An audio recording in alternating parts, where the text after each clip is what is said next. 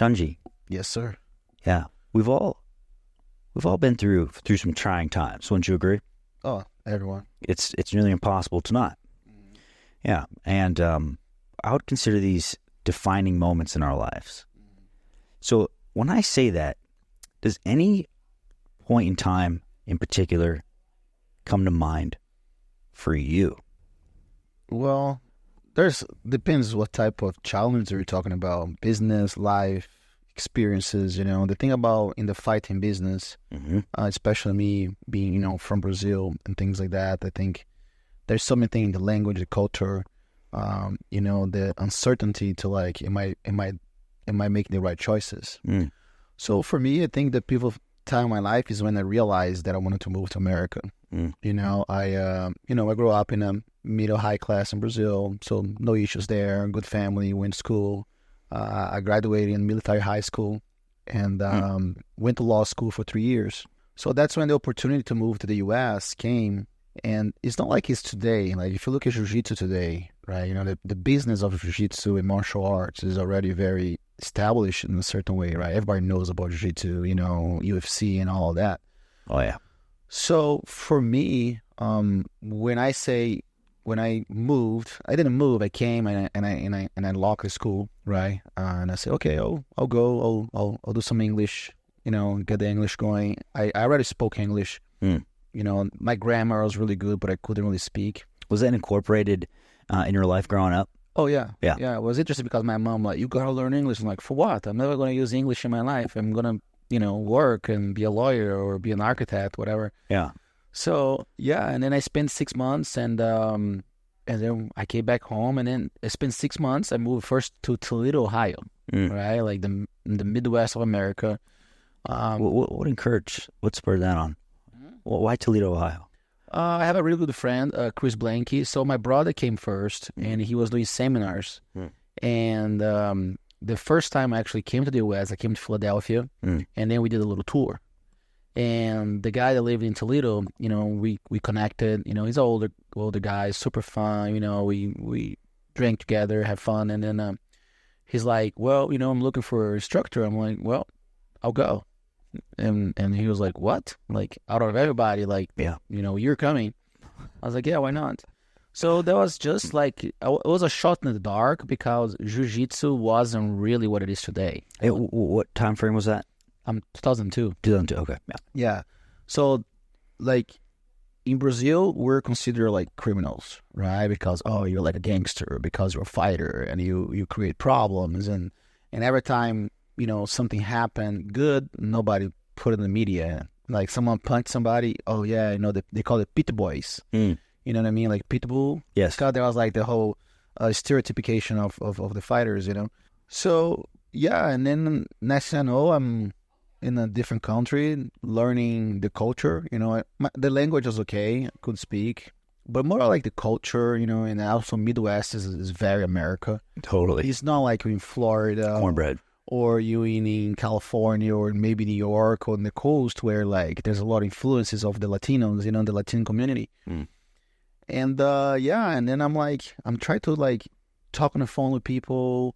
I'm like, hey, how much Jiu-Jitsu? Oh, it's $150. Oh, thank you. Poof, gone. You know what I mean? Like, so there was no, like I said, at the time, the business of Jiu-Jitsu, how like, entertain a client. Like there wasn't like the customer, right? We didn't treat Jiu-Jitsu students as customers. Just like, okay, you want to come in? How much it is? Oh, it's $100, whatever. Right. And like, okay, there's no line. There's no, hey, where do you hear from us? Like, can I get your number in case we get lost? Like to like stay on the lead, just like, marketing and business and things like that. I think I know something about that. Yeah, for sure. So, so that was the biggest challenge, and then I'm like, you know what?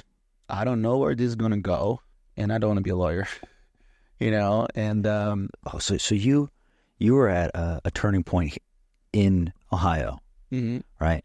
Yeah, it seems like you kept on hitting a wall, right? And what was the tipping point there?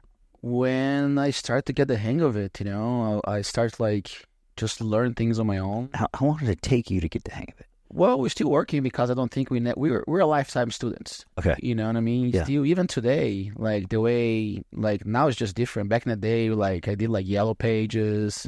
I would put flyers out and I would observe like the taekwondo people, the karate people, how they did it. I was like, okay, maybe I could like, adapt a little bit of the way they systemize it, until today, if you think you know everything, you're behind, because especially nowadays with like Google and SEOs, everything changes. Sometimes like the way you approach an ad campaign is different. And then some, like back in the day, like if you bought like for example, whatever, like I like Austin, like you go like iLikeAustin.com and then you'd buy the domain and the domain would like come up first. Now it's not like that anymore. Now you have to write a blog, you have to interchange with like Facebook, whatever that is. Cover all the bases. Yeah, cover all that, because everything is like the web, is connected. So I think that was a change, and then I start to see how much I was able to do something that I loved, which is teach jiu-jitsu, and how much the people around me changed, Next thing I know, they're adapting the culture. They actually adapted to my culture. They weren't more like, okay, you gotta adapt to us. And that was where everything turned about. I was like, whoa, they're getting it. It's cool. And then I brought some of them to Brazil. They competed. They got world medals. And I think that's where, for me, really made a difference. To like, this is what I want to do. I don't care where it goes, but I know it's gonna go somewhere. And here I am in Austin. Here you are. Yeah. Doing big things in Austin, right? Definitely.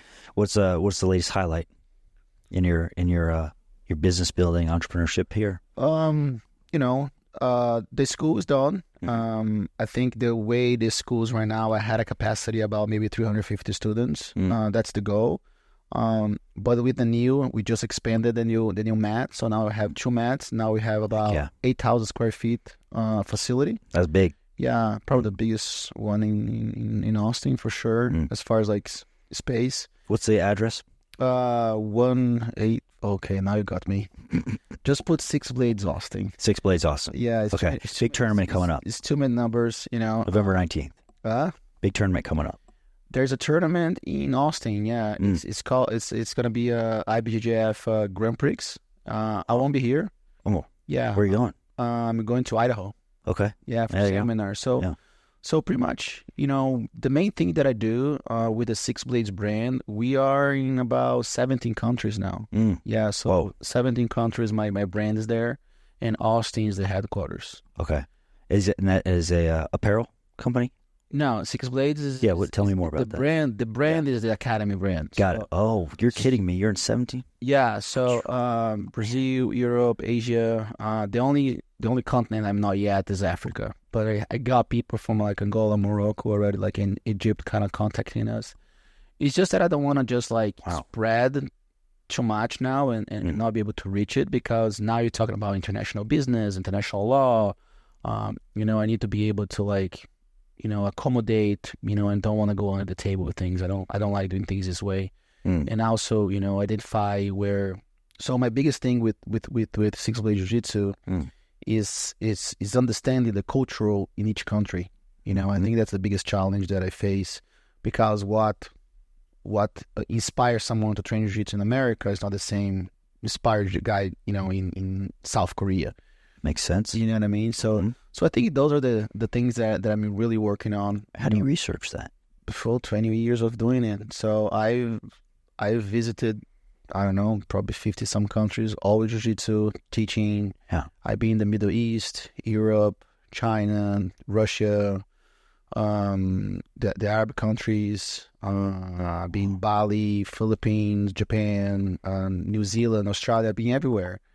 And for me, I'm in the business of people, because jiu-jitsu is about people. Okay. Like a culture, perhaps? Yeah. So personal development as well? Personal development. Yeah. Jiu-jitsu makes a strong technical and make the weak strong. That's usually how I say, like, we train your strength. A lot of times, like, I'm a football player, the only thing about, here, I say, no, you can do that. But, like, there's a way for you to do this gentle. We make the giant gentle and make the little people giants, and that's where it goes. Some people come in, they can barely shake your hand, they can barely look in the eyes. Yeah. And then within a month, they're already like look in the eye, shake your hand, and they feel confident. I think it's the first thing with jiu-jitsu. And also the ability to have connection with people. We all being, to the pandemic, people like depressed, and because the human being, they need contact, they need that some sort of intimacy in a way. And I think jiu-jitsu is very like that. You're like in each other's space all the time and create that bonding, and it's beautiful. It's beautiful. Jiu-jitsu is something that, if taught the right way, of course, with the right direction, I think, I think we're up to a good start. I think jiu-jitsu is going to change the lives of a lot of people. Yeah. For example, in the UAE, on the Emirates, jiu-jitsu is in all schools. Jiu-jitsu is a mandatory sport. Wow, that's pretty cool. On the UAE, not just for the students, but also for the military. So you cannot get a patent. Patent? Yes. Patent? If you don't do certain classes. So when the sheik goes like, okay, everybody got to know jiu-jitsu, a lot of like, lieutenants got upset because now like, oh shit, I was supposed to be a major, in 2 months, now I have to go do jiu-jitsu. Yeah. And also they hire, they have like over like, I think they have about 1,000 Brazilians there, black belts, teaching schools. 1,000? Yeah. Yeah. And which is amazing because we were able to break up a very ancient thing with especially with the Islam community, because the Muslims, right? And for example, when the women train, they play guard, and they're very like into positions that for their religions even consider a sin. So we're able to break that barrier. Now the girls, they train. Of course, they don't train with men; they're not allowed to touch men, but they train with each other. They're on TV. They wear, they wear a special thing where just their face show up. Right. But I think it's just amazing how that changes as well their culture, and it's actually the sheiks, the sheik, Mohammed, and all those guys. They love jiu-jitsu. Not too long ago we had the ADCC, the tournament in Vegas, which is sponsored by the royal family, the UAE. Were you there? Yeah, that was my last tournament. That was my retirement party. Oh, no way. Yeah. Well, congrats. I'd be competing the highest level for 25 years. So and let's talk a little bit more about that. Okay. I recently watched an interview with Michael Phelps, right? We know he's one of the best, most winningest gold medalists of all time. And one of the things that he did to differentiate himself amongst the pack is he trained every single day for 6 years straight, even on Christmas, right? That's not really the point. He's not saying, hey, you should train every single day. That's just what he thought to be the key to his success, one of the things. So let me ask you this. To be at the top of your class, like someone like yourself, someone with a strong mind and a lot of grit, what are some things that you did, that you implemented to get where you are in your craft? I think the number one thing was surrounding myself with the people with the same goals as me. I think that's very important, to have a team that support you. Who are these people? My brother, my teammates. I've known that I didn't really have the best training partners. Like, I didn't have really champions around me, growing within the process. But I had the right people that I'll be like, hey, I need you to behave this way. I need you to go hard on me this way. Some days I'll be a little tired. I say, guys, I'm a little tired. So I think communicating is also very important, because it's a contact sport, right? It's not really like you're not hitting anyone, you're grappling. But if you're in a day that you're off and someone just wants to like go hard on you, and then it can become injuries and things like that. I think for me it was be able to listen to my body, definitely. Jiu-jitsu and martial arts, it's a lot of load. You know what I mean? Because you have to train judo, you have to train like takedown arts. Now you have to train jiu-jitsu, then you have to like recover, then you have to do conditioning training, like lift weights and run and do whatever you need to do to have more cardiovascular ability. It's just so much. The volume of training it's unbelievable. Yeah. And I had to understand that throughout my whole career, because, when I won my first world championship, I was 23. And I won my last world championship, I was 34. So it was 11 years apart for one another, you know what I mean? And I think understanding how my body reacts to each phase of my life, that was very crucial in my career. Wow. For sure. So would you say that you got to a point in your training to where you'd get right to the edge. You would know, your body would tell you when you're at the edge, and then that's when you let off the gas. Yes, you have to. You have to. And what does letting off the gas look like, someone in jiu-jitsu space? I think it's more mental than actually physical. Elaborate on that. Of course, I'm not going to be I'm not going to go in the week of the tournament, try to gain conditioning, or I'm not going to be in the same week I'm fighting and try to do this crazy, training session, I'll take the responsibility to perform away from the idea of training.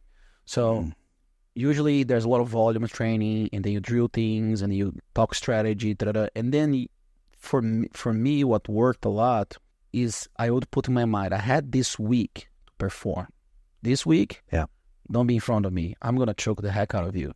And right there is intensity. I want to be the hardest as I can do in 10 minutes, Okay. And of course, with limitation, because there's always a little injury and things like that. Once that has passed, I take that responsibility away because I know I'm in shape. I know my technique is there. I know everything works fine. If I come tomorrow to train, I'll be more I won't resist so much for example, passing my guard. I'm not going to be able to do.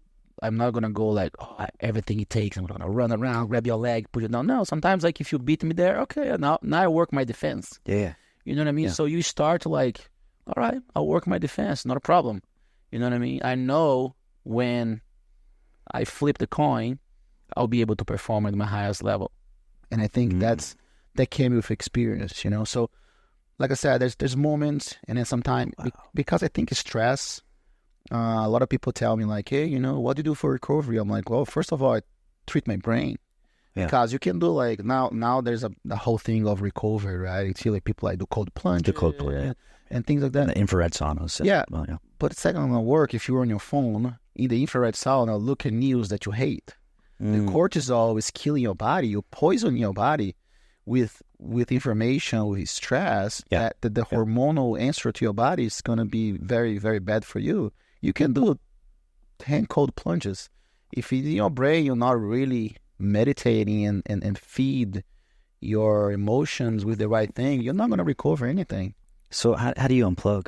What practical steps do you take to recover? Number one is meditation, and actually getting the phone out of you. Yeah. In the world today, even we all suffer from that because you run a business. If you open your phone every 5 minutes, there's something going on. Yeah, it's easy, right?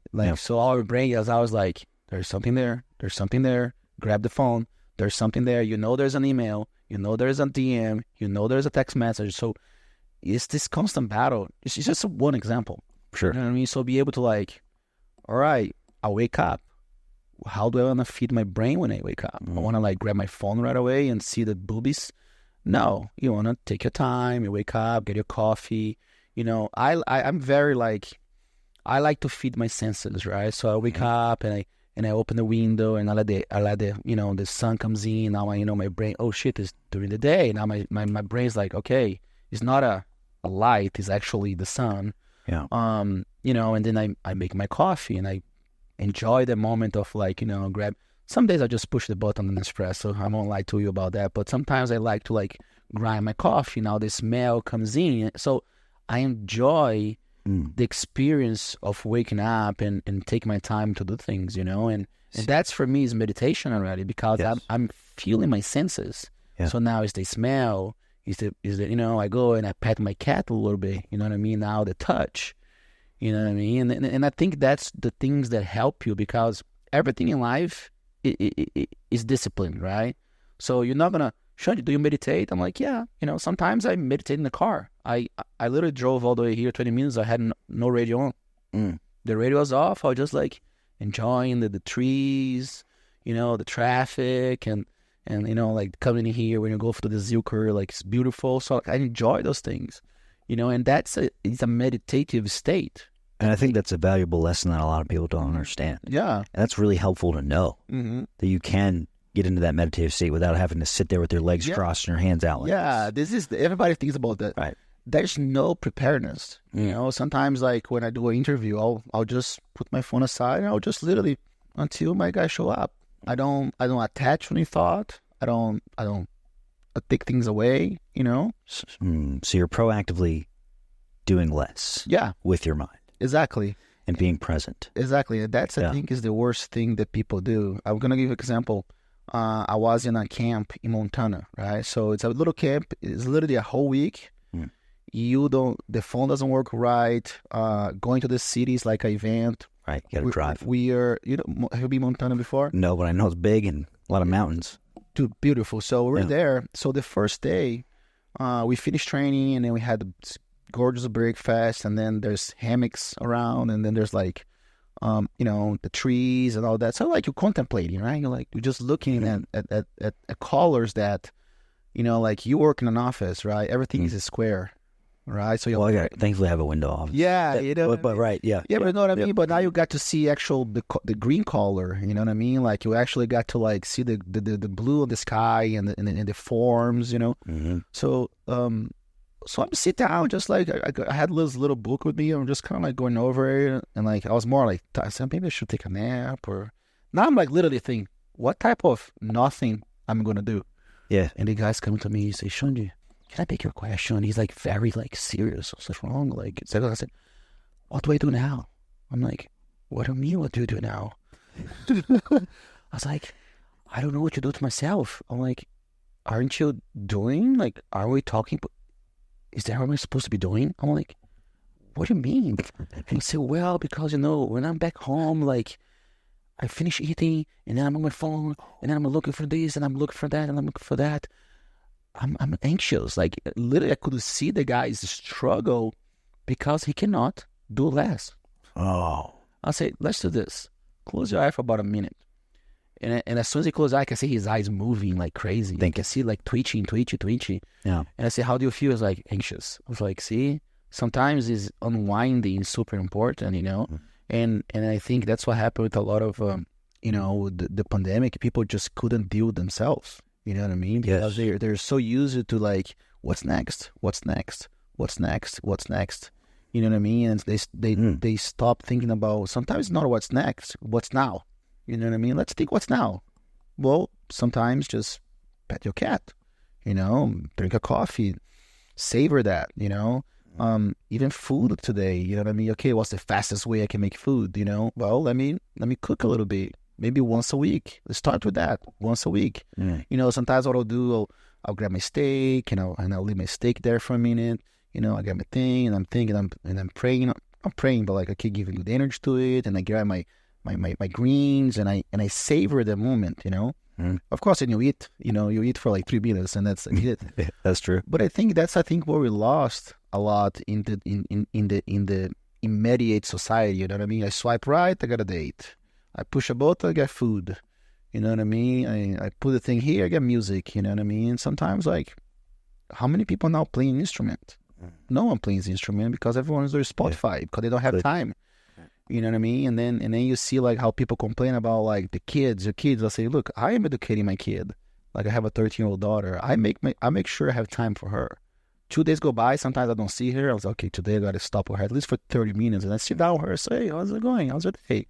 Give her that attention, and the same thing with yourself. And then when you talk about performance, it could be in your job and it could be in the business world and in the martial art world. Is about, okay, when it's time for me that I give space. So doing less is giving space so you can absorb more. Otherwise, when do you really get time to absorb knowledge of things, And live. Yeah. Like, have you pay attention sometimes, like when it happened a lot to me, like, and it happens a lot with my students too. Sometimes we're practicing a move and they do it super right. Everything goes perfect. And then it goes to a point they start to do wrong.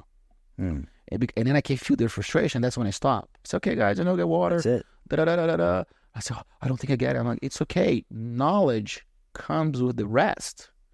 Like, when people, that's why, like, when they say, oh, you should get this much time of sleep, is that's in your brain, like, just goes like, okay, that's what you learned today. There's an experience that you felt, and then it goes to places. Oh.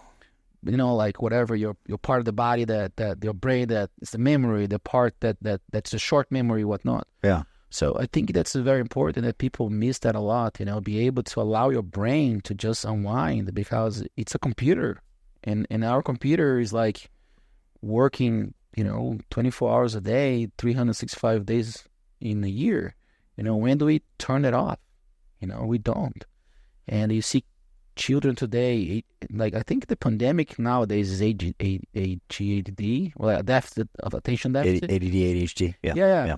Because it's so much, like the computer, the thing. It's like, Totally. where's the space? Where's the space to allow just to be, and then nourish so we can get more knowledge in, That is an interesting concept. And going back to like the performance, I think that's super important, because people think that you gain performance in training, you gain performance in resting, because that's when your body absorbs like the hour that you lift weights. Try to lift weight every day without actually giving a rest to your body. You're gonna feel, man, why am I not growing? Why am I not stronger today? I lifted so hard today. I said, well, did you give enough time for your body to like, let me get a little breathe, bro? You know what I mean? And the neurological understanding that your body is strong is there. But if the machine is not fulfilled, if you're not eating, if you're not resting, if you're not give yourself time, you just stress yourself way more. And then the machine breaks. It can break many ways. It can break when you can eat food that you used to, because now, I'm eating. Well, I love steak. Now my stomach is weird. It's not digesting it. Next thing I know, you get rashes. Next thing I know, you stress. Next thing I know, shit, I'm losing hair. Next thing I know, like, you can't perform with your wife. Next thing I know, you can't give attention for your kids. And that just turns into a snowball. And to get to a place where you are, right, it takes years and years of relentless attention, practice, drive, and I'm sure you've lost it along the way. Many times. Tell us about that and how you got back on track. Well, let's say karma's a bitch, right? So, especially in fighting, like a lot of times, it's always important you be surrounded. Like I said, it goes back to surround yourself with the right people. Yeah. The people that like if I know you, I say, hey, I give you the opening. If you ever see something, you tell me, right? It doesn't. Sometimes it's just a point of view. Maybe it's not even the truth, right? Yeah. So maybe like, Xande, I think you're a little, you're getting a little too cocky about this. Like, what are you talking about? Like, and then you fight that. So, well, let me actually see what's happening around me to see if I'm really that way. So I have a struggle, which is not a struggle. I'm very intense, and I love my students, right? Yeah. And I'm super kind. I hug all of them, and I make sure we all hug after class. I'm super because I know the image that I have, right, as a champion or whatnot, and they still feel very intimidated by me, and it just pissed me off. I was like, what should I do? Like, sometimes you're super intense, sometimes like da da da da. So, and then someone say, hey, can I say something to you? You're not upset at me. I said, well, some people are really intimidated by the way you look sometimes. Like, why? Because, you go like this. And then I was like, okay, I get it. And sometimes it's just sometimes like you put in your mind, man, this could go wrong. And you're like, not. And then it goes wrong. You know what I mean? With me, like I said, I'm very blessed to have people that I do trust, that they can tell me whatever they think. And like I said, sometimes it's not even the reality. It's just a point. It's just it's just what appear to be, right? It might not be the reality, but like, okay, let me look around, So I change even that. I change a little bit. Like, I'm a little less intense. Yeah. And I can feel they're giving me more, in that way. These seems like perhaps micro occurrences of getting off track, right? Yeah. Have you ever been completely off kiltered, perhaps, to where you might have even thought along the way, like, jiu-jitsu's not even for me? Oh yeah, many times. Many times. Many times, yeah. I think more in the beginning with my injuries. I got injured a lot, and what does a lot look like? I've hurt every single joint in my body, pretty much. Yeah. And I hurt it in situations where it's like, in the final of a tournament, moments would be like my glory, and I end up getting hurt, and there was times like, man, if I get hurt again, I'm just gonna stop it. And I got hurt, and I didn't stop, and then I won my last world championship. So yeah, I literally I had a tournament, and I hurt my groin, and I left my belt and I walked away. Because usually that's when it says like, okay, I'm done with this, right? Yeah. So I go there, my brother, no, fuck this, But he chose, I say, you're not going to end like that. I say, man, I just cannot do it. I promised myself, man, my groin, like, I was winning. I was beat the crap, the whole term, I was beat the crap out of people. Super good, like, great fights. People are like, holy shit, this guy is like a ninja. And it was a guy that I beat the day before. Like, literally, I pulled guard and I choked him, and that was it. And then this time, like, I was on the top, and he kind of exploded it, and I ended up in the bottom, and I went to recover the guard, and then my groin just, I was like, shit, dude. And I'm like, and I said, no, you're not going to go out this way. You want to go out in your feet, not crying, not doing this, da. Cry when you're like happy that you cry. I was like, you know what? It's powerful. Maybe that's it is. A year later, I won my last world championships right after that. Like I said, man, I can tell so many stories, but I think the one, I was even telling this story to a friend of mine, like I say, what made you like this emotional stability that you have most of the time? Because I accept things how they are, right? So in 2002, I went to Ohio, I moved here, and then I went to do the World Championships. I was 21 years old. Whoa. So I got my black belt at 20, and right at the first year I won Pan Am's. Pan Am is like, used to be Pan American Championship, but you can't use their name. It's just a Pan Am that where like people come and fight. It's one of the biggest tournaments. And right away I won as a black belt. So like, oh, wow. To give some context, do you happen to know how many black belts there are? No, it's too many. It's a lot. Okay, it's too many. Yeah, I don't think there's different like tiers and things. Well, the thing about Jiu Jitsu, unfortunately, there's not much of a there's a federation, the IBJJF, International. Okay, that's like the gold standard. Yeah, that's the gold standard. But there's other federations that people create, and they do different rules and stuff. Unfortunately, there's not besides IBJJF. There's not much of a like people can open academy. You might even know if you ever really. Oh, unfortunately, okay, that's how it is. You know, because it might be a guy that's good with people. Maybe the technique he has.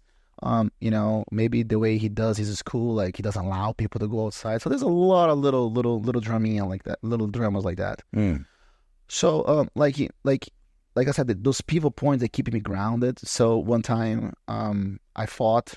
And I fought the day before the open division. So the open division is where all the weights connect together, right? So I can fight like a guy 300 pounds. I can fight a guy 100 pounds. Wow. That's the absolute division, which I won twice at Worlds. So anyway, and I lost to this one guy. He was the best at the time. Was like a detail. The guy was like, at the time, I think he was like 265, and I was like 205. Jeez. So he beat me by enough, so I was like, yeah, man, I'm going to win my first Worlds. Like, even though I lost, I was like, man, I'm right there. Like, literally the best guy, he better beat me. Nobody's huge. Nobody going to beat me in my division. So right. That was my mindset. Yeah. So anyway, and then I go and I beat the first guy in the first fight, and then boom, everything is good. And then I fought the guy. The guy that I fought, he ended up winning 2 years in a row. That's how good the guy he was. So I was fighting him, and he did a technique that popped my knee. So my knee. Does that technique have a name, or just what he did? No. He was holding my foot, and he tried to do like a dip with his leg, and I wasn't really expecting much. And I didn't really go with it because I didn't want to give up. I tried to like force it. So was his leg going this way, and I'm trying to go that way, but then my heel ended up turning that way. I was like, right away, and I couldn't bend my knee. I said, okay, I'm out. And I started to cry, and I started to be like, God damn, this is not fair. And it's funny because this thing about fair came into my mind, and I was crying, like, F you, God, whatever. I was going to be the champion. So that's all I thought, right? Like, I just want to be the champion. I just want to be the champion. And I'm going up the stairs. I'm like, fuck this. Sorry the language, guys. And right away, I stopped on the stairs, and I looked at this guy. This guy looked at me. He looked at, but like, that was like a second, right? I'm just creating more of a context. Yeah. And then he goes and he gives me the way so I can pass. The guy had no legs, and here I am crying because I hurt my knee. And when I talk about this, it's just the way he looked at me with so much pity because I was crying. And he was a jiu-jitsu guy, right? Jiu-jitsu, there's a lot of like power jiu-jitsu. People that like, one arm, and people like, especially like soldiers. There's a lot of soldiers. We have a lot of organizations like We Defy and Reorg. There's organizations like sponsor, military veterans. And I was like, what am I doing? Is this what this is about? Like trying to win something and lose myself on the way? You know what I mean? And that really checked on me. Like that was hard. That was very hard for me to like going from like this egocentric, I don't deserve this. Why am I better? Because I'm better. And then someone just looks at me with the most kind, pity eyes, and he gives me the way because I'm crying. And here I am with my limbs, and he doesn't have his limbs. I better watch out because this is special. And for that point on, I think that's when I start to like really develop a lot of my skills. I said, like, you know what, winning is a consequence, right? I cannot materialize my love. I cannot materialize my hard work, right? Meaning like this is what matters, like with the medal, with money. Like, because, you know, you love what you do and you love seeing people buying houses. You love, the money comes because it's your work. But in my opinion, it shouldn't be the goal, right? It shouldn't be just the process of what you do with your job or something that you love. So in my case, I'm like, you know what? I will never ask ever to be a champion again. That was the first thing I told my life. I said, look, I'm going to train hard to be a champion. Yes. And I'm going to go there and I'm going to do my ultimate best. 300% if that's even possible. But I will not close my eyes and ask, let me be the champion. Let me be the best that I can be on that day. And if that's enough, a little Vince Lombardi action for you. Really? It's not whether you win or lose, it's how good you play the game. Okay, I never heard it. Yeah. Not that quote. Yeah, that's where I was taught. And I was like, hey, man, just give him the wisdom. Just give me life, protect my opponents. Don't let me get hurt. If I do get hurt, it is what it is. Yeah. But I want to do my best, and my best is what it is, and I'm here to do my best. And what happened next? I won 7 world championships. 1, 2, 3, 7. 7, yeah. Wow. Yeah, and then 2003, and then another thing happened. Yeah. After that, I had an infection in my leg. Wow. That's when I wanted to quit. That I wanted to quit for sure, because I was like, man, fuck my leg, and I had to go to hospitals, and it took me like 6 months, and I went to a little depression. Before the infection piece, it's like you let go of the outcome, and you focused on what you can control. Yeah, that's all. And you focus on what is that? It's you. Yeah. Who you are. Yeah. What?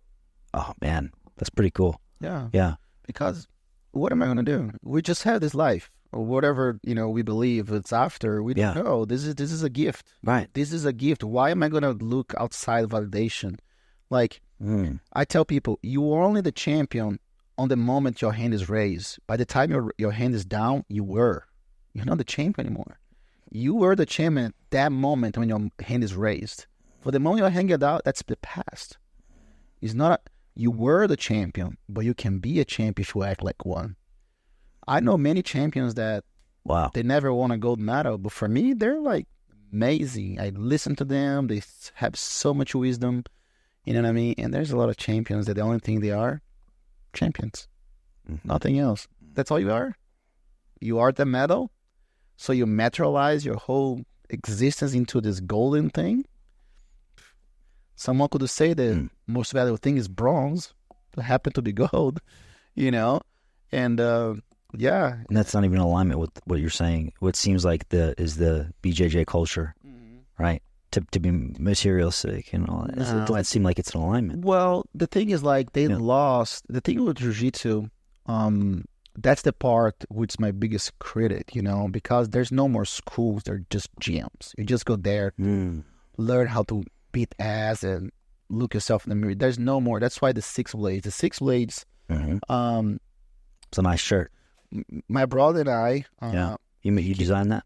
Yeah. It's the state capital. Yeah, show the camera. Oh, yeah. There you go. Yeah. Very cool. Which, you know, nowadays, the best guys are actually in Austin. There's Vitor Hugo, which is my student. He's a ultra heavyweight world champion with the gi. I'm talking about the gi, right? Yep. Wearing the jiu-jitsu. And then we have Nicolas Meregali. He lives in Austin as well. He's the absolute champion. The guy with the glasses? No, that's Mike Musameshi, I think. No, that's a tiny little dude. Okay. All right. Yeah. I'll educate you, Greg. Yeah, thank you. So the 2 best guys nowadays, they live in Austin, which is Vitor Hugo and Nicolas Meregali with the gi. And of course, no gi, we have, Gordon Raya, which is the #1 grappler. Wow. No gi grappler in the world. you know, and then there's Giancarlo that won ADCC. So ADCC is like the biggest grappling tournament. IBJJF is the biggest jiu-jitsu tournament. Say that first acronym again. ADCC is called Abu Dhabi Combat Club. Got it. Yeah. So the reason it's called ADCC because the Sheikh, he said, you know what? The Sheikh, yeah. He's like, all right, I'm bored. I'm just going to fly 100 badass fighters, let them grapple, and I'll give them money. That's pretty much how it started. So he flew everyone, everything paid, all the way to UAE, to Abu Dhabi and Dubai, and that's how it started. And then it's the biggest, most prestigious grappling tournament in the world. If you win that one, you're like the creme de la creme, and I won that twice as well. So, like I said, Austin, that's fun. Austin, you know, like I'm a Hall of Famer, IBJJF. I'm a future Hall of Fame, ADCC. So Austin really became the Mecca, the modern Mecca of Jiu-Jitsu and martial arts. That's incredible. We saw that on your Instagram feed. My friend and I were looking at it, and we looked at each other and said, is that right? Is that right? It sounds like it's absolutely right. It is. Wow. Yeah. Oh. You know, it's amazing. Yeah, but going back, you know, and I think there's a lot of the problem. Not the problem. Like I said, I cannot judge. Like I'm a perfectionist. Like I like people to be technical. I like my students to win big. But sometimes you have to win little, right? You have to do what it takes to win, right? Now, let's just take the romantism out and be like, okay, you want to win, right? Yeah. So it's because in the end, you know, it's almost like a cannibalism, right? It's the survival of the fittest. If you're not a champion, you don't make it. Right. In the end, right, you can trick your mind into things like this, like it's your self-development and things like that. But in a way, the way it is today, if you're not a gold medalist, you don't have the same value. So what happens is a lot of people put their livelihood into this matter. Okay, I need to be a champion so I can get my visa to America. Sure. I need to be a champion. So, and then it goes back to the whole like social media, how people just talk shit in social media just to, you know, raise their names. There's people that never won anything, but they're big, drawing a lot of people. They're big influencers, you know. So that's the only thing that, in my opinion, you know, I kind of like feels a little sad is that like people think that if they don't win, they lose their opportunity of life. And I think that are the other way. So in Six Blades, we have a career development where like when people come from Brazil or things like that, it's not just like how good you can fight, but how good of a leader you can be. Like, so we teach them leadership skills. We teach them how to teach jiu-jitsu. We teach them about how the social media works, how designing something works, how, you know, customer service works. So in my academy right now, you know, my academy's be open for 7 months only. But probably I'm going to have like maybe 11 people working for me, from instructors, assistant instructors, coaches, social media people, front desk people. So these are all things that people have to develop, right? To build a career in jiu-jitsu, right? Maybe maybe a career won't be like, oh, I'm a champion, which being a champion doesn't give you anything if you don't have the skills to like hone that and attract people to come and train with you. Sometimes being a champion, which I've experienced throughout my career, is even worse because now, oh shit, I trained the 7-time world champion. Now that means I have to be a champion. It's too much responsibility. And they go to the guy that's not a champion. You know, so there's always those things that goes in waves, you know what I mean? I think the quality of the leader, which I'm still honing, I'm still working, is understand that, you know, where each person works the best, you know. Definitely in the beginning of the business, you know, right now I have 10 hats, you know, and I'm the teacher, and I'm the salesman, and I'm this, and I'm that. I just want to be the person that talks about jiu-jitsu, you know what I mean? Okay. That's where I want to be, right? You know? And I'm okay to share the wealth, you know what I mean? Like, what would you say the true win is? You know, of course, winning a gold medal is fantastic, right? You said you can't really have that be the end all be all. So what would you say really winning is? Winning is inspire people around you. Inspire. That's always going to be. That's the real flex. We say that the real flex, how much you can, you know, just pump people up. Yeah. You know, otherwise, it's just a long journey. And guess what? The top is a very lonely place. You know, it's a very lonely place. If you think like, oh my God, I'm on the top, guess what? You're by yourself, buddy. You know what I mean? If you're not able to bring people to experience there with you, I think it's useless. You know, we are. That's why the 6 blades, right? Number one's family. We are family. You know what I mean? So you're the only rich in your family. You're the only this in your family, and everyone else sucks. You're not winning. You're losing, buddy. Guess what? We're all going to dirt. You know, and I think that's one thing that I try to get people to understand. You know, like, hey, let's train hard. Let's have the grit, the will. But what else you're doing? You're doing it only for yourself, because it's already a very like long journey. Yeah, you know what I mean. But if you can't like share with people, I remember the first time that I won the double gold. So when you do worlds, there's your division. So I'm a 5-time heavyweight champion. I'm the winningest in my division. What weight is that? 207. Okay. So there's a medium heavyweight, heavyweight, super heavyweight, and ultra heavyweight. So super heavyweight goes to 220, and then ultra heavyweight is above 220. Anything above 220. Yeah, and then that's the absolute. Absolute is everyone mixed. So that I won twice. So in 2006 and 2008, I won both the same weekend. So I had like 9 fights. Wow. Beat the crap out of everybody. Yeah. Now, literally, I'm the number one. Because you can like win a division and then lose the open. You can win the open, lose the division. But when you double gold, you're the true absolute. Yeah. And I'm like, oh shit, I'm the number one in the world. Like, there's no one better than me. Like, I'm the apex predator of this thing. What do I want to do? I want to go have a beer with my dad. That's what I want to do, because I want to just laugh at him and talk shit. And then I say, well, the next day, well, I want to see the guy in the corner that sells me the acai. I want to go have acai with him, you know. Be present. Yeah, you know what I mean? Like, oh, you won? Yeah, I won, but give me acai, you know. I want some honey on that acai, you know, acai. Oh, yeah. The drink. Yeah. And I think that's what, you know, that's what really made me. I was like, wow, you know. And people are like, oh, if I would be you, it would be so this. I'm like, no, that doesn't change who I am. It just gives me a responsibility, of course, because now I'm a target, not just a target for my opponents, but people like, what should I do to be like you? I was like, no, you should be like you. Take what you absorb what you can use, and then the rest is with you. It's like you've been given this big ball of energy. Yeah. And you can choose to just throw it out, or you can choose to disperse the goodness. Yeah. In one way or another. Yeah. Exactly. You know, and like I said, with the experiences with the guy with no legs and almost losing my leg myself with the infection, you know what I mean? And just see how the world is, and so much greed for power. You know what I mean? I said, no, I have this power in my hand. And I'm like, what am I going to do with this? I was like, you know what? I'm just going to help people out. Share. I'm going to share the goodness. If it's a smile or sharing food, you know, go to the beach and just contemplate the waves, going out the club and go dance. You know what I mean? I think it's just my opinion. I think that's important. And then in the other side of that is learning a skill, honing your skills in business, and learning how to control your money, learning how to reinvest your money, learning how to, you know, how can you put people in their positions so they can do the best as they can. You know what I mean? Like, and in my team, that's usually what I do. Like, I experimented them everywhere. And just, okay, you have go in. But I think you're really good at this. You know, some people are very good designers. Some people are very good teachers. Some people are very good youth teachers. You know what I mean? The guy in my academy, I have a director for the youth program. That's all he does. Right. He doesn't do nothing with adults. He covers like a class or another for me, but his whole 100% of his time is for the kids. Wow. You know what I mean? He's amazed with the kids. Our program has been growing so much. The kids they come in. I love it.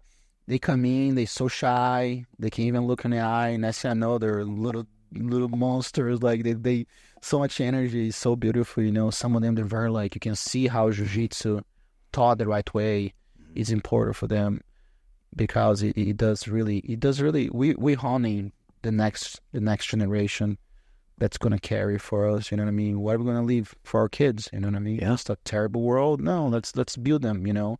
They're badasses for sure. They can kill you. They can choke you. Yeah, but they're gentle, you know? They understand that they do have a skill that cannot be misused, and for the good, you know? And be ready if they have to be violent too, you know? Because you never know what's going on in the world. Yeah. You know, the human nature, you know, we're half chimpanzees, half bonobos, you know, so we're violent and we make love, you know, but you never know who's in front of you. It's better be ready. You know what I mean? And it's better be ready always than need it and don't have it. That's usually how we think about it. It's better know but not use it than when you need it you don't have it. So, and that's how I think Jiu-Jitsu has a big role in the society today. Wow. Okay. Yeah. Well, let's that's a lot of powerful statements, and I feel like we could talk about this for 6 hours. Sadly, this is about an hour-long program. Let's wrap this up here today, and I want to ask you a little fun thing. Okay. Yeah. So I'm sure your diet has to be pretty immaculate when training at optimal level. Here we go. Yeah. Well, I'm just curious. What happens when you want to just have a real trash meal? What do you do? I'm known to be the chocolate monster in Jiu-Jitsu. The chocolate monster. Yeah. Like I said, man, you gotta feed your brain to things that make you happy. You know what I mean? Sometimes a nice caramel cone, dulce de leche, ice cream does it. Which is funny because I love coffee mocha, right? From Starbucks, right? I wish Starbucks could be sponsoring me. Sometimes I go to tournaments, and all of a sudden, just someone shows up, like just a fan, like, "Hey, I brought you mocha because I know you love it." I was like, "Wow."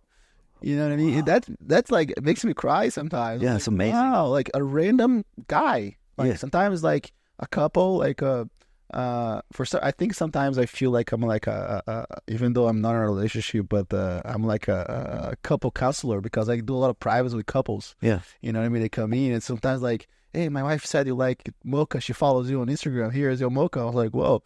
And I retire, right? Like I said, okay, no more competition for me.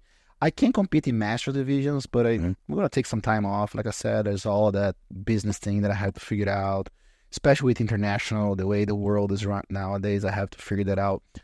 But as soon as I retire, I got so many candies. I got people sending me like Godivas and things out of, in the mail and all that. Enjoy your retirement. That's hilarious. I'm like, what's going on? Yeah, they know you. As far as food, I'm very particular because I did grow up with a little bit like a food issue. I wouldn't eat certain things. I would like, vomit or things like that. Sometimes it was like smell, sometimes it would be texture. But I do believe a lot, it's not even a diet, right? Because diet doesn't exist, in my opinion. I think what exists is your lifestyle. The way you eat is the way you live, right? Elio Gracie, which is the guy that developed Jiu-Jitsu, he said, every sickness starts in your mouth, right? Even when you say something rude versus also when you eat something that doesn't do good for me. I like to keep it very primal. Like I'm very like I don't like, I like how we eat it, but like for me, my day by day food has to be very plain. Like, it's rice, bean, steak, or the proteins, steak, chicken. Just vary that, Sometimes I love breakfast food, so then I have a big omelet, But like I stay away. I never eat like junk food, so McDonald's, all this stuff. Like I rather go home hungry than they eat the crap. Sure. Yeah, it's essentially poison, in my opinion. Yeah. Well, when you put a sandwich like that for 6 months, they never changed. Food's supposed to rot and then be given to the soil. So I'm very like that, potato, a little bit of pasta. So that's mainly what I eat every day. It goes from the food, from the ground to the preparedness to the table. That's where it usually goes. But like I said, for me, everything in life is balance, right? Like, I cannot, like, imagine like sometimes when people like, let's go have a pizza. Oh, I can't have pizza because it's not part of my diet. I'm like, bro, when's the last time I had a pizza? Oh, 3 months ago. I'm like, what's your last 10 days? Oh, I'm on my... Say, are you going to compete soon? Like, no. I was like, it's okay to like eat pizza with us because now you're like so annoying. Now you're going to sit down with us stressed. What's worse? Not eating pizza or be stressed? Yeah, you're right. Let's go eat pizza and have fun. Tomorrow you can work out if that's, if eat salad all day tomorrow. Yeah, you're going to sort it out. So I'm very like that. I like pleasure food. You know what I mean? But of course. Chocolate. Chocolates. Dulce de leche. Dulce de leche. Yeah. That's more like late night, I finish everything, I'll eat a little bit. I love coffee, tea, matcha, all those things. Like I said, I like the smell of food. I like the taste of it. I love good steak. the chicken, the little salmon in the oven. Like I said, sometimes I'll go more protein. Sometimes I mix with, carbs. Everybody has this whole thing about carbs. I do eat carbs. I lost 25 pounds from my last competition. I ate carbs to the day of it. Yeah. And I still made weight, Wow. So I think, like a lot of times it's important, like my nutritionist, she's super amazing. I tell her, hey, I'm pretty picky about things. I say, okay, what do you don't eat? I say, I don't eat. And I told her the whole list. All this thing I don't eat because of, my stomach doesn't do well or so she adapted, but it's pretty basic. I can't eat the same thing every day. I just change the protein. Like I'm a big fan of rice, but I do eat rice. I avoid white rice. No, it's more because like for energy, it doesn't do well for me. For some reason. Like if I can eat like 1 pound of rice, like because usually what I'll do, I'll do my carb load at night, and during the day I stay more on like the protein level of things, protein, fruits, and things like that. I usually don't have a lot of carb during the day. I don't know if that happens to you, but if I eat carbs, I feel very sleepy. Yes. Because the glycogen. Absolutely. Yeah. That does happen. Yeah, but some people don't. Some people eat carbs and whatever, or they just get used to it. So if I do my carb load with rice, I wake up next day weak. I feel like I don't have energy. You know what I mean? That's why, like, if I'll do rice, I'll do like with sushi, or if I do rice, I make sure I don't have a hard training next day. But I'm really good at like sweet potatoes, yuca, pasta. That one I can have a lot. I don't really eat bread. I don't eat bread. Processed. What about fresh bread from a local shop? Well, yeah, I'll have that. But bread usually I'll eat bread if I'm having a burger. I like the Casino El Camino. Have you had those? No, tell me about that. Have you had that? I've never had that. It's on 6th Street. It's a bar. It's called Casino El Camino. It's the best burger in Austin. Oh, yeah, it even says it on the sign, doesn't it? I don't know. Do you know where the Vulcan comedy show is? Yeah. It's right across the street from there. I know that place. Yeah, okay. It's amazing. There's a little hole in the wall. The guys that cook are so funny. I love the burger. And their bread's really good. So I'll do bread. I think bread. I grew up eating a lot of bread. Yeah. But I think nowadays they put more shit on the bread. So I don't even know if it's the gluten. I just rather stay away from. That's pretty much it. So let me ask you this here. Last point before we got to wrap up. I really want to know, like, let's say 100 years from now, you want to leave a message with people, right? You want to leave a legacy behind. What does that look like? What kind of message would you send to? I don't know, man. I think for me to say a message is almost like, I don't know, because some people just take that the way it is, right? I don't know. I think, like I said, just inspire, work hard, follow the 6 blades, family, respect, honor, loyalty, attitude, and discipline. Embrace your family, the family you're born and you're choosing, respect one another, honor your name and your word. Things that nowadays, there's not much honor in the world. Have a loyalty to your principles. A lot of people talk about loyalty. Oh, I'm loyal to Xande. You're like, what about Xande's an asshole? Like, you're going to be loyal to them just because he's a black belt? No. Are their principles match yours? And that's the true loyalty, Have the attitude, the positive attitude to put that in action, and have the discipline to do what's right and truthful. I think that's, that's why we are the 6 blades. We follow those pillars. If you go back even to the samurais, they have the code of honor, the Bushido, so I think people are missing a lot of Bushido, like the respect, the camaraderie, the compassion, the justice, the sense of justice. You know what I mean? I think people need to have more justice. I think the world needs more of that. What is just. What's fair. I think it's important to live a fair life and spread the good. Live without the blindfold. Yeah. Seek the truth. Yeah, that's important. And like I said, and be true to yourself. I think that's the main thing. A lot of people, like, they want to perceive an image. It's so hard to keep an image, man. Like, look at those actors, and comedians. Look how many comedians commit suicide, and their lives is to make you smile, and they're the most depressed people. Unfortunately, that's so sad. And then, And then you see all those unfortunately, you know, those actors and stuff like that. They have all the wealth in the world, but they're lonely, you know. And now their bodies start to crumble. You know, I think it's important for us to surround yourself with the people that want to see you prevail, see you good, and you know, and just train jiu-jitsu, stay healthy. Bingo. Yeah. Wow. This is way better than I could have imagined. This is very helpful, inspiring, to say the least. Thank you. And how can people learn more? Reach out? Six Blades. Sixblades.com is our website. You guys can go to our Instagram also, Six Blades BJJ Austin. The word six, you know, Six Blades. If you just put in the map, Xande Ribeiro with the X, you know, Xande, you know, if you put this way. Xende. Xande. Xande. Yeah, because it's Alexandre, right? In Brazil, it's Alexandre. Uh-huh. And then short is Xande. You know, so it's not Xandre. Like, no, it's just Xande. You know, so it should be Xander. Oh, man, my name. That's a lot going on. It's so funny. Okay, just Alex. Sometimes I just feel I should just be Alex. You know, it's Starbucks, I'm Alex. They know me as Alex. Yeah. You know, just sixblades.com, Six Blades, Texas. You can find, just Google Six Blades. You're going to find us. We have 2 schools in Austin. We have one in Lakeway. It's called Six Blades Lake Travis. The teacher there is Victor Hugo, the current 2-time ultra heavyweight champion of the world. That's amazing. He's 265 pounds, but he's such a mellow guy. He's so cool. Also Steve Hargett. He's a veteran, military veteran, a Marine, family guy. You know, $3, a beautiful wife. They both teach over there, and in my school, on the Anderson Mill area in Austin, Northwest Austin.